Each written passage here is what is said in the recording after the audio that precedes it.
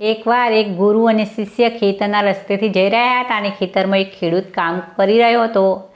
એ સમયે એના બૂટ પહેરેલા ચપ્પલ એટલે કે જૂતા ખેતરના શેઢા પર પડ્યા હતા.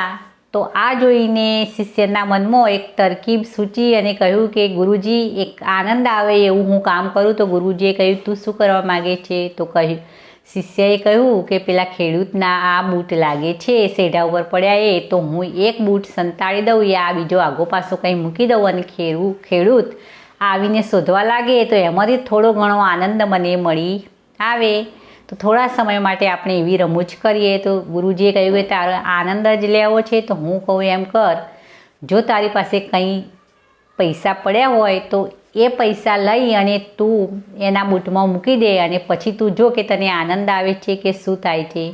તો બસ એ રીતે જ કર્યું જે રીતે ગુરુજીએ કહ્યું એમ. તેના ખિસ્સામાંથી પૈસા કાઢી અને બૂટમાં મૂક્યા. તો થોડી વાર થઈ અને ખેડૂત આવ્યો અને બૂટમાં આ રીતે પૈસા પડેલા જોઈ અને ઉપર જોઈ અને ભગવાનનો ધન્યવાદ કરવા લાગ્યો કે ભગવાન, ખરેખર મારે આજે આ પૈસાની જરૂર હતી અને તમે મને પૈસા આપી દીધા.